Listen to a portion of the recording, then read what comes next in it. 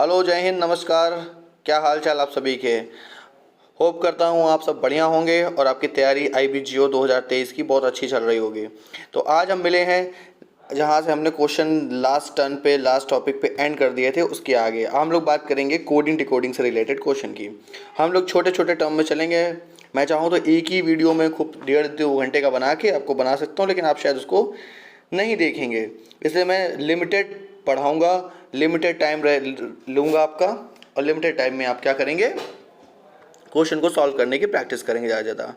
ठीक है, चलिए वीडियो शुरू करते हैं। तो फर्स्ट क्वेश्चन कह रहा है, if democratic is written as, आज कोडिंग डिकोडिंग से का ये रिलेटेड वीडियो है। डेमोक्रेटिक को इस तरह से लिखा हुआ है, then how continuous will be written as the same code. Continuous को हम लोग कैसे लिखेंगे। ठीक है, चलिए कह रहा है ओके। तो डेमोक्रेटिक के लिए आप एक चीज़ समझ सकते हैं, देखिए डी को +1 करके ई बना है, ऐसे लिखा हुआ डी और इधर लिखा हुआ है ई, तो +1 करके ई बना है।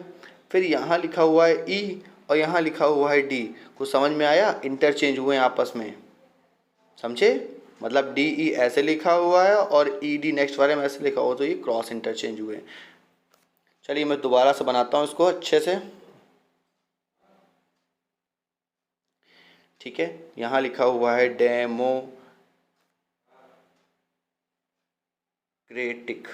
ठीक है, और यहाँ लिखा हुआ है EDMOR,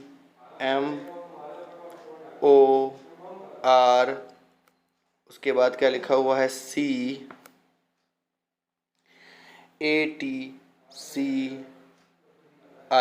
ये लिखा हुआ है। अब आप देखिए ये डी से डी क्रॉस चेंज हो रहे हैं, ये M और ये O डायरेक्ट आए हैं, फिर ये C और R क्रॉस चेंज हुए हैं, फिर A और T डायरेक्ट आए हैं, और I और C लास्ट में इंटरचेंज हुए हैं। तो ये समझ में आया कि पहले के जो 2 टर्म होंगे वो क्रॉस चेंज होंगे, फिर अगले 2 टर्म होंगे वो डायरेक्ट आ जाएंगे, फिर अगले 2 टर्म क्रॉस चेंज होंगे, फिर अगले 2 टर्म ना।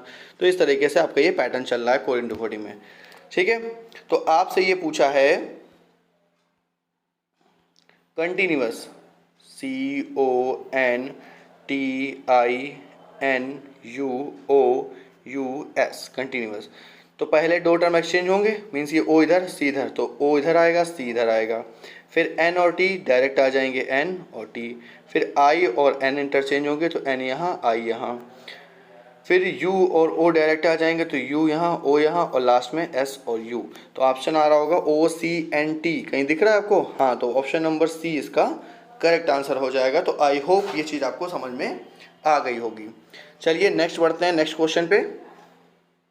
नेक्स्ट क्वेश्चन कह रहा है, question number 27, 165135 is equal to peace. अब आप ये तो बहुत सिंपल सा क्वेश्चन है, यहाँ डायरेक्ट लिखा हुआ है 165,135।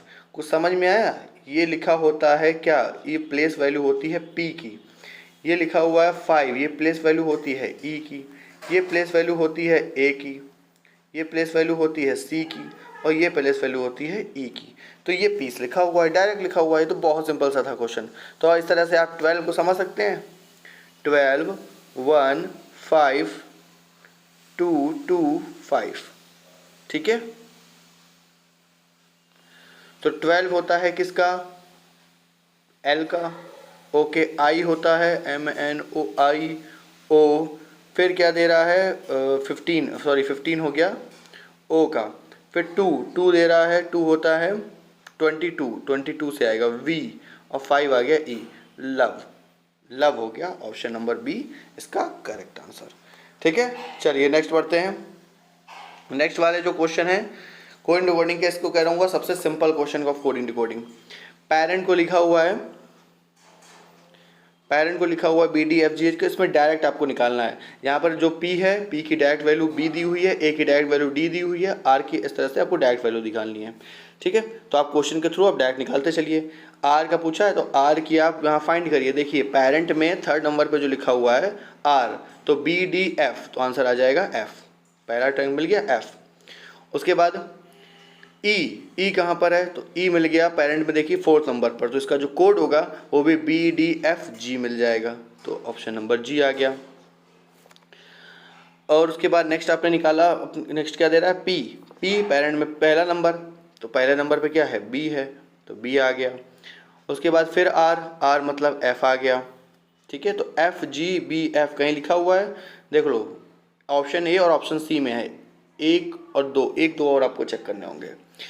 ठीक है, मैंने बोल दिया कि ऑप्शन नंबर सी होगा इसका आंसर। अब इसके लिए थोड़ा सा आप ट्रिक का यूज़ कर सकते हैं। देखिए 4 हमने ऑलरेडी निकाल लिए हैं और यहाँ पर आई एन टी अभी रिमेनिंग है, तो मतलब 3 और होने चाहिए। और देखिए ऑप्शन नंबर सी में टोटल 7 टर्म्स हैं, ऑप्शन नंबर ए में टोटल 7 टर्म्स हैं, तो मतलब ऑप्शन हो जाएगा इसका, एक बार देख लेता हूँ, चलो आगे भी कर लेते हैं। आई है तो आई का क्या, ढूंढो ढूंढो ढूंढो, C H I M O X, तो एक्स मिल गया यहाँ पर। ठीक है, एन, एन का क्या हो जाएगा, तो एन पेरेंट में है, देखिए जे आएगा, इसका मतलब आंसर ऊपर वाला करेक्ट हो जाएगा। सॉरी, आंसर सी नहीं होगा, आंसर ए इसका करेक्ट हो जाएगा। ठीक है, चलिए नेक्स्ट आते हैं। नेक्स्ट कह रहा है इन अ सर्टेन कोड टर्नर जर डिनोट्स यू कैन डिटरमाइन, ऐसे ऐसे करके पूरा लिखा हुआ है। ठीक है, तो और आपको निकालना किसका है, आपको निकालना है किसका, डिटरमाइन का।